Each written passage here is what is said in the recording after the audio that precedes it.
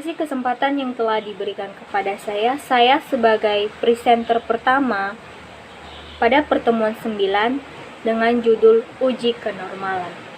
Untuk uji kenormalan atau normalitas, beberapa prosedur yang akan ditempuh adalah yang pertama, pengamatan X1, X2, X3. Xn dijadikan bilangan baku Z1, Z2. Zn dengan rumus menggunakan Zi sama dengan Xi dikurang X bar per S. X bar adalah nilai rata-rata dan S adalah simpangan baku. Untuk tiap bilangan baku ini dan menggunakan daftar distribusi normal baku, kemudian dihitung peluang Fzi sama dengan P Z kurang dari Zi. Selanjutnya dihitung proporsi Z1, Z2.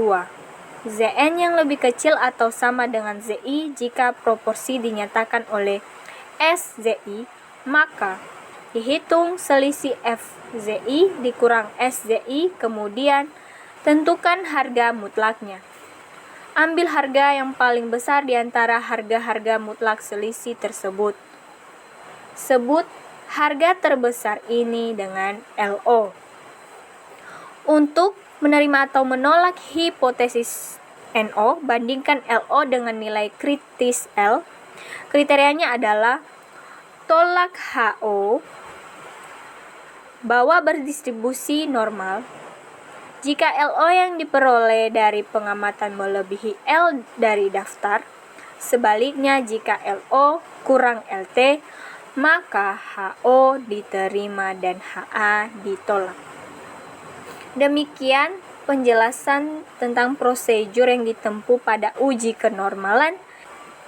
Selanjutnya akan dijelaskan oleh teman kami. Terima kasih.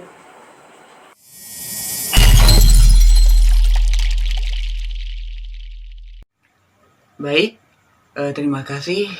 Saya sendiri, Yardiano Efta Harapanwaru, akan melanjutkan menjelaskan atau memaparkan sedikit dari bagian materi tentang uji kenormalan. Dan mungkin sebelumnya kita telah mendengar atau memahami penjelasan dari teman kami sebelumnya tentang bagaimana uji kenormalan, bagaimana prosedur-prosedurnya, pengerjaannya, misalnya kalau ada contoh soal yang kita hadapi, bagaimana rumus-rumusnya yang kita pakai, dan apapun itu.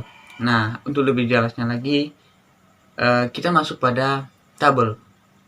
Kita lihat bersama-sama tabel 1, yang dimana nilai kritis L untuk uji Lilie force. Nah, berdasarkan tabel tersebut, untuk lebih jelasnya lagi, nah, kita masuk pada contoh soal yang misalkan dimana sampel dengan data 23,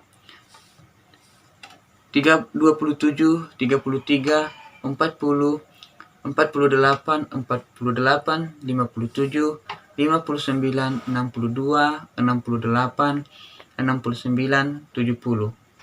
Nah, uji hipotesis 0 bahwa sampel ini berasal dari populasi dengan distribusi normal.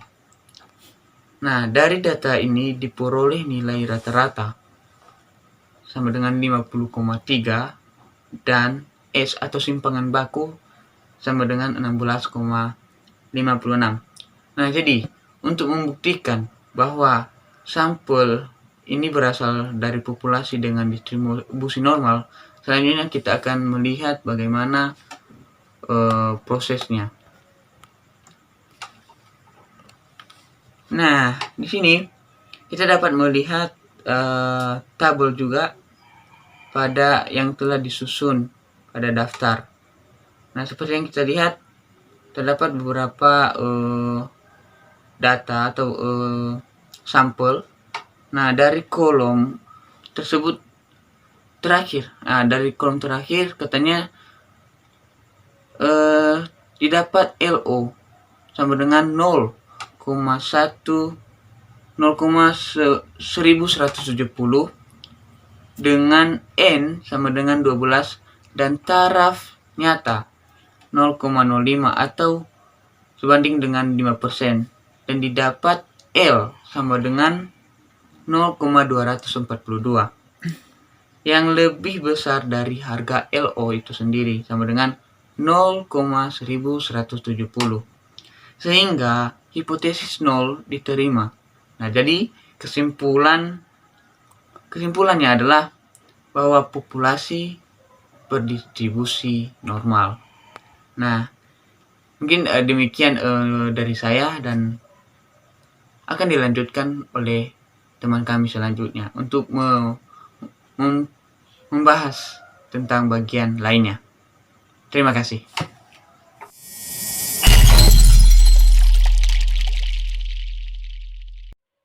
Baik, terima kasih atas kesempatan yang telah diberikan kepada saya. Pada kesempatan ini saya akan mencoba untuk melanjutkan tentang tabel standar norma kurva Arias. Jadi sebelum-sebelumnya teman-teman saya telah menjelaskan apa itu yang dimaksud dengan uji kenormalan. Jadi pada kesempatan ini saya akan mencoba bagaimana tabelnya standar norma kurva Arias tersebut.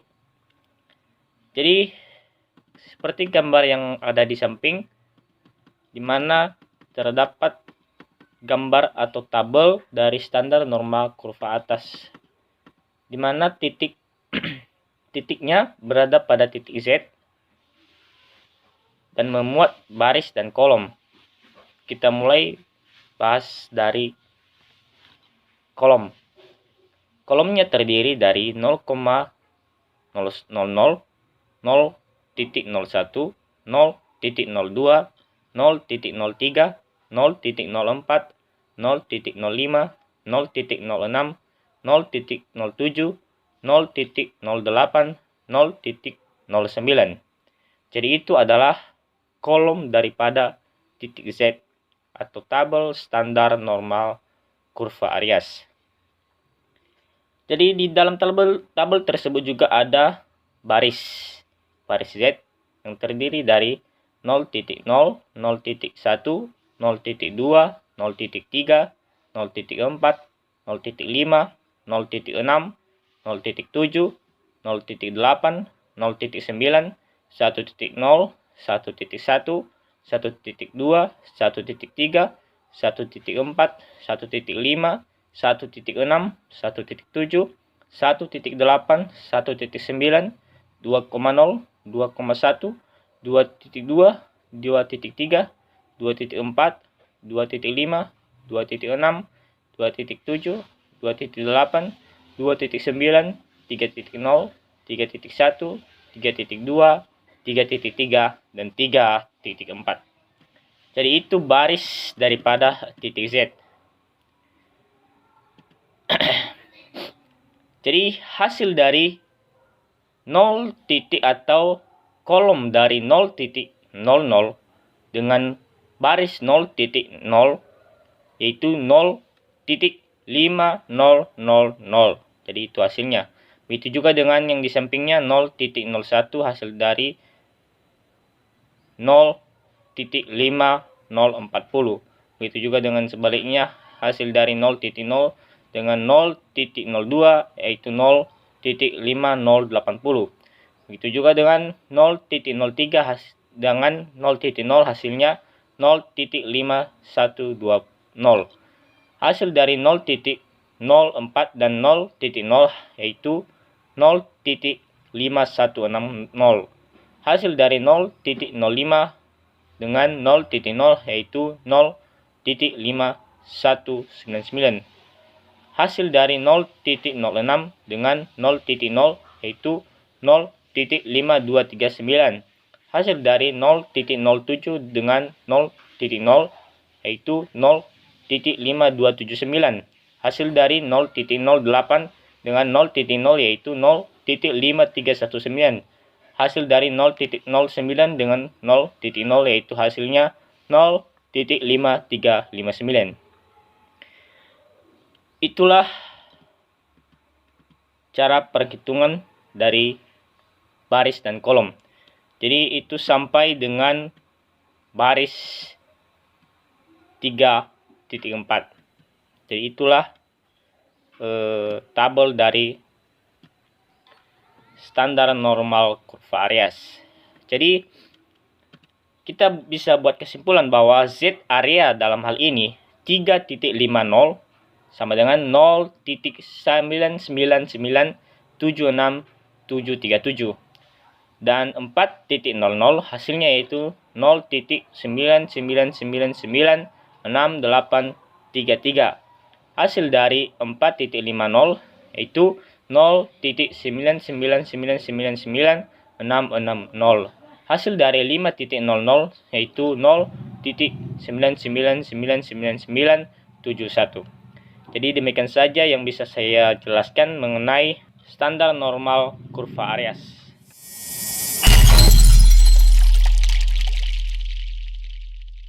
Baiklah, sekarang saya akan menjelaskan untuk pada bagian kurva standar normal kurva Arias. Nah, pada bagian ini ada beberapa hal yang perlu kita ketahui, yaitu satuan Z memiliki nilai-nilai tertentu. Yang pertama, nilai vertikal daripada nilai Z ini adalah min 3,4, min 3,3, min 3,2, min 3,1, min 3,0, min 2,9 sampai pada min 0,00. Itu adalah kurva daripada kurva Arias dengan nilai standar normal. Sementara nilai horizontalnya dengan satuan Z sama dengan 0,01, 0,02, 0,03, 0,04, 0,05, 0,06, 0,07, 0,8 dan 0,09. Nah, di dalam tabel standar normal kurva Arias ini kita harus mengetahui bahwasanya satuan Z tersebut memiliki nilai satuan yang paling rendah 0,0 dan nilai horizontal memiliki nilai tertinggi 0,09. Nah, dapat kita simpulkan bahwasanya nilai daripada satuan Z area itu sama dengan min 3,50 dengan nilai sama dengan 0,0002363 dan min 4,00 memiliki nilai 0,0003167 dan nilai min 4,50 memiliki nilai 0,0000340 dan min 5,00 memiliki nilai 0,0000029. Itulah tentang standar kurva Arias pada bagian yang pemeliharaan 9 ini. Terima kasih.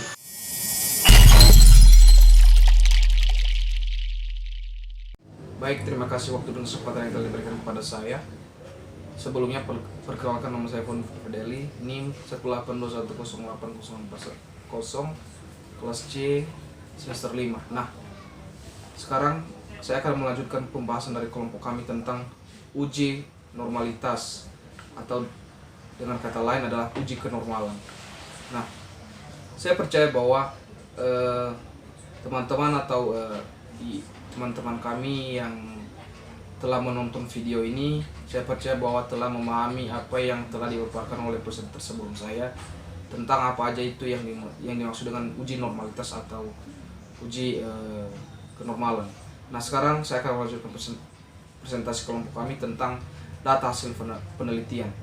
Nah, di sini telah dirinci atau telah dikatoi beberapa data hasil penelitian. Ada 3 tabel, yaitu variabel X1, variabel X2, variabel Y. Nah, saya akan membahas satu persatu.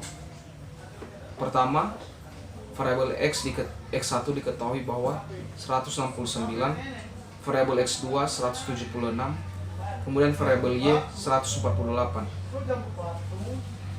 Kedua, variabel X1 153, variabel X2 169, variabel Y 144.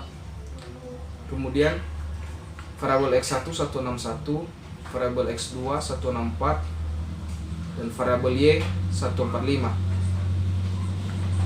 Kemudian variabel X1 175, variabel X2 183, dan variabel Y 153.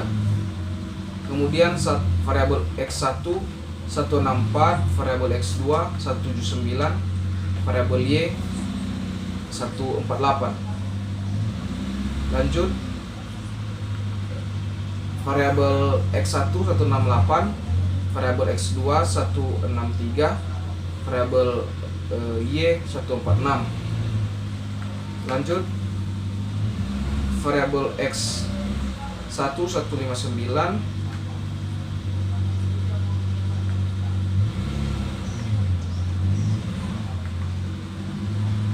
variabel X2 150, variabel Y 143.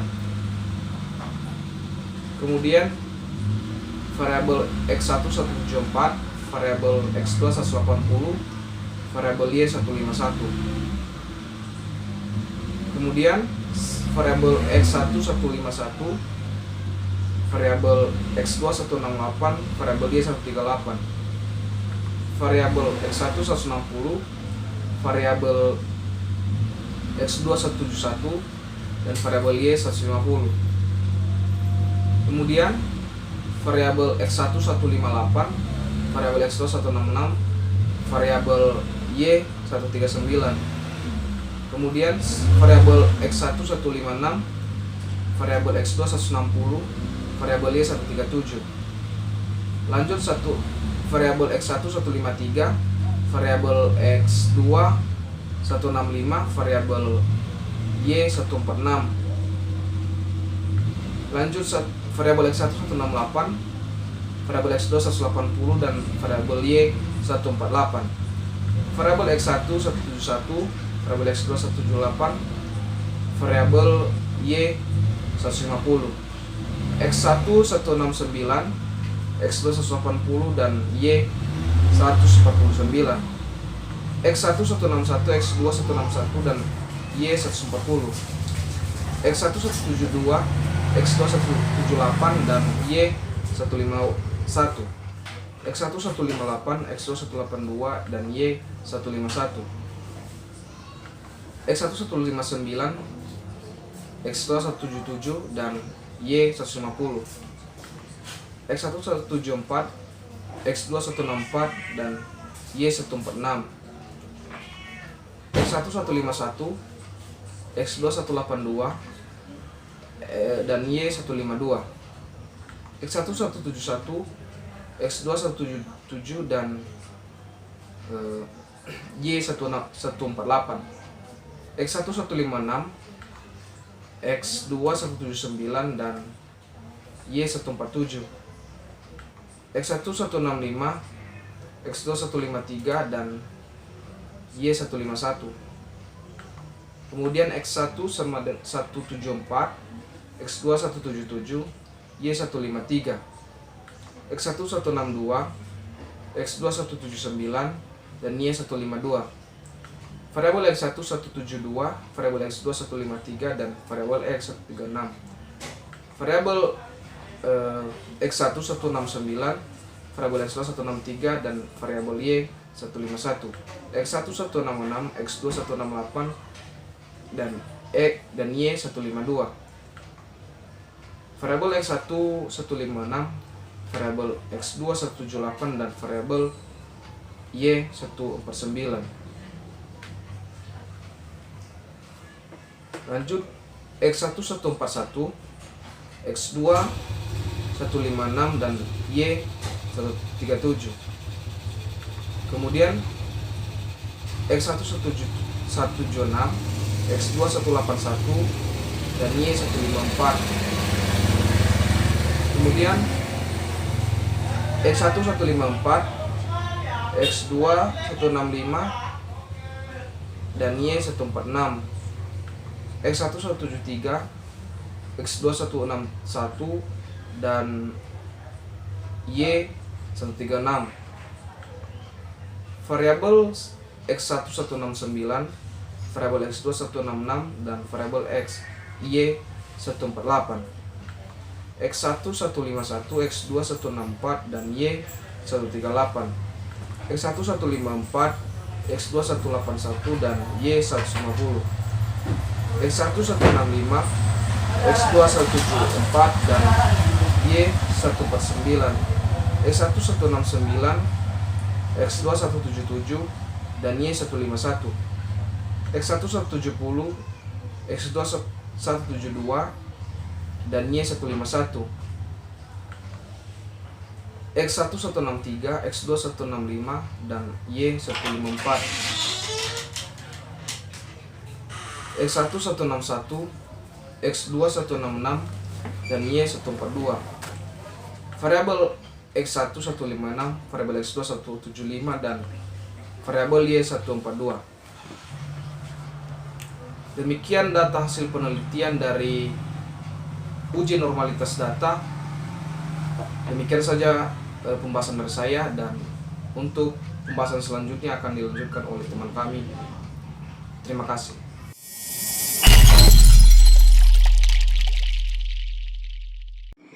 Baik, saya akan melanjutkan presentasi kelompok kami, yang mana saya akan membahas tentang uji normalitas data variabel X1, yang mana pada tabel tersebut terdapat 6 kolom, yakni yang pertama adalah implementasi ISO, kedua F, ketiga ZI, keempat FZI, kelima SZI, dan yang terakhir ada IF, ZI kurang S, ZI1. Yang mana pada kolom implementasi itu memperoleh 23 data, yakni dimulai dari angka 141 sampai dengan 176. Dan yang kemudian ada tabel F, yang mana itu ada dimulai dari angka 1 sampai yang terbesarnya adalah angka 5. Sedangkan ZI, FZI, dan kolom berikutnya itu adalah kosong. Nah, maka dari hal tersebut dari data di atas kita memperoleh harga mean sama dengan 163,1778 dan standar deviasinya yakni adalah 8,16948. Kemudian kita akan membahas tentang uji normalitas data variabel X1, yang mana pada uji normalitas tersebut sama seperti yang tadi, yakni implementasi dimulai dari angka 141 sampai dengan 176. Kemudian di sana kita memperoleh nilai dari ZI, nilai dari FZI, SZI, dan IFZI kurang SZI, I. Jadi dari data di atas diperoleh harga mean sama dengan 163,1778 dan standar deviasinya yakni adalah 8,16948, di mana pada kolom terakhir dalam daftar di atas didapat LO sama dengan 0,0702 dengan sama dengan 23 dan taraf signifikasinya adalah alfabet sama dengan 0,05. Diperoleh harga LT sama dengan 0,1798 yang lebih besar dari LO sama dengan 0,0702. Sehingga hipotesis 0 dapat diterima. Nah, kesimpulannya adalah bahwa data tersebut berasal dari populasi yang didistribusi normal, bukan populasi dari data yang didistribusi